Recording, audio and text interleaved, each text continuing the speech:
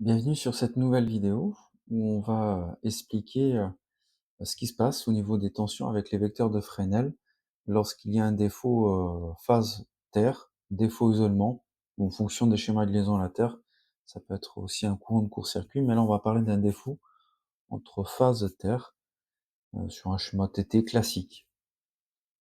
Alors déjà, si vous n'avez pas vu les autres vidéos, moi je vous conseille de regarder d'abord la vidéo tension composée, tension simple, et aussi la tension efficace.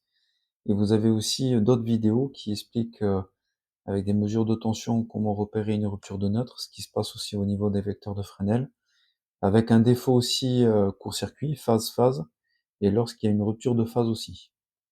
Donc vous avez, d'autres vidéos si ça vous intéresse sur, ce sujet. Alors pour rappel, lorsqu'on a un réseau qui est, parfaitement équilibré, la somme vectorielle des intensités qui circulent dans chaque phase va nous donner un courant qui circule dans le neutre égal à 0. Mais ça n'arrive jamais, hein.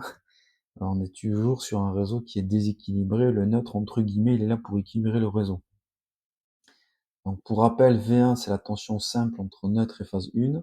V2, neutre, phase 2. V3, neutre, phase 3. Donc ça, c'est ce qu'on appelle la tension simple, la tension monophasée.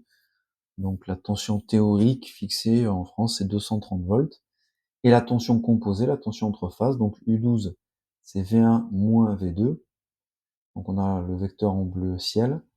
U23, c'est V2 moins V3, donc en noir, en bas, du triangle. Et U31, c'est V3 moins V1, en bleu foncé. Et ça, c'est la tension composée entre phases qui est de 400 volts. Et en bas, quand on fait la somme vectorielle des intensités qui circulent dans chaque phase, on a bien le vecteur IN qui représente la valeur du courant qui circule dans le neutre. Donc ça, c'est un petit rappel avant de passer à la suite. Alors là, on est sur un cas de figure où on nous dit en bas, pas de prise de terre, donc le neutre n'est pas raccordé à la Terre, il n'y a pas de prise de terre du neutre, ou valeur très élevée, c'est-à-dire qu'on a une résistance entre le neutre et la Terre qui est très élevée. Et là, on a en bout de réseau un défaut d'isolement, un défaut entre phases Terre, qui est bien représenté. Donc là, au niveau des vecteurs de Fresnel, qu'est-ce qui va se passer? Bien, on voit que la tension simple V1, V2 et V3, ça ne bouge pas, le point neutre est toujours au milieu, mais par contre, on voit au bout du vecteur V1 la Terre. Et c'est normal, puisque la phase 1 est en contact physique franc avec la Terre.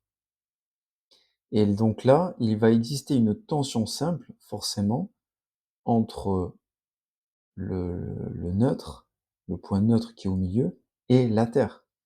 Il va y avoir une différence de potentiel dangereuse. On aura la tension entre neutre et phase 1.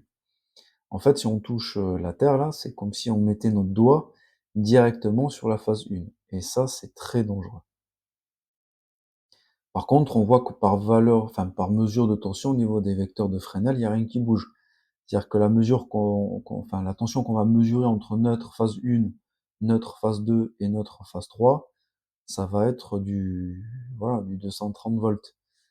Mais par contre, lorsqu'on va mesurer entre neutre et terre, là, on va mesurer la tension équivalente qui est entre neutre et phase 1, donc 230 volts. Et là, ça veut dire que ça va pas. Ça va pas du tout. C'est très dangereux. C'est pas bon. Mais ça, c'est le cas de figure où on l'a dit, la prise de terre du neutre est très élevée ou inexistante. Maintenant, un autre cas de figure, alors c'est toujours le même défaut, hein, la phase 1 est en contact avec la Terre, mais par contre, on a une bonne prise de terre du neutre, heu, donc on est sur un réseau normalement normal. Donc là, on vous dit, hein, valeur des prises de terre correcte. Bien là, on voit que, eh ben, finalement, bon, le point neutre ne bouge pas, mais par contre, on voit que la tension simple, V1, est égale à 0, contrairement à tout à l'heure. Donc ça veut dire qu'il n'y aura pas de tension simple entre neutre et phase 1. C'est normal, puisque le neutre est raccordé à la Terre, et donc la phase 1 qui va être en contact avec la Terre va être en contact avec le neutre en fait. C'est l'équivalent de la vidéo précédente qui parle du défaut entre phases neutres en fait. C'est pareil au niveau des vecteurs de Fresnel. Donc là, on peut mesurer bien entre U12, c'est-à-dire entre la phase 1 et la phase 2, V1 moins V2, comme V1 est égal à 0, la tension qu'on va mesurer entre la phase 1 et la phase 2, ça va correspondre à la tension simple V2, c'est-à-dire entre neutre et phase 2. Donc généralement aux alentours de 230 volts. La tension entre la phase 2 et la phase 3, ça ne bouge pas, puisque c'est V2 moins V3. Donc la tension entre phase 2 et phase 3, on aura dans les 400 volts. Et la tension composée U31, c'est V3 moins V1. Mais comme V1 est égal à 0, ça veut dire que la tension qu'on va mesurer entre la phase 3 et la phase 1 va correspondre à la tension simple V3, c'est-à-dire entre neutre et phase 3, donc 230 volts à peu près. Donc là on voit, avec les vecteurs de Fresnel, on a bien la tension composée U23, donc entre la phase 2 et la phase 3, qui est normale.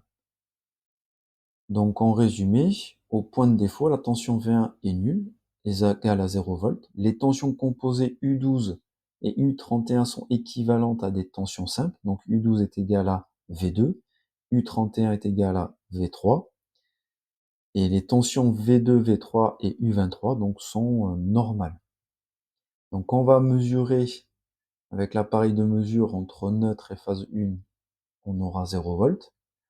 Entre neutre et phase 2, 230. Entre neutre et phase 3, 230.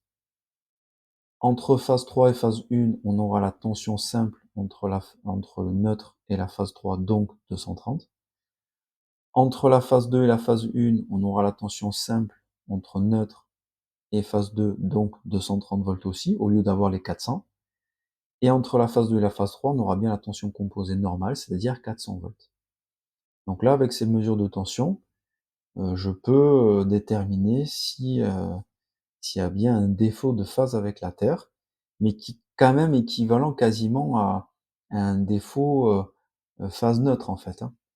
En termes de valeur de tension, vous avez un court-circuit entre phase neutre avec des prises de terre qui sont correctes, prises de terre du neutre, hein, qui sont correctes, et un défaut phase terre avec des prises de terre correctes, en fait, en termes de vecteur de Fresnel, donc de tension, il se passe exactement la même chose.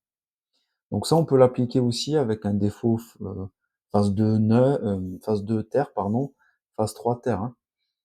C'est juste qu'on va pas mesurer forcément les mêmes tensions qu'avec cet exemple là, mais il va se passer exactement le même phénomène avec les vecteurs de Fresnel et donc avec les mesures de tension. Donc j'espère que cette vidéo vous a plu. N'hésitez pas à me laisser des commentaires, à me contacter si vous avez des questions. Vous avez d'autres vidéos, d'autres explications sur les autres défauts. Et n'hésitez pas aussi à me laisser des commentaires pour améliorer peut-être les explications ou partager votre expérience.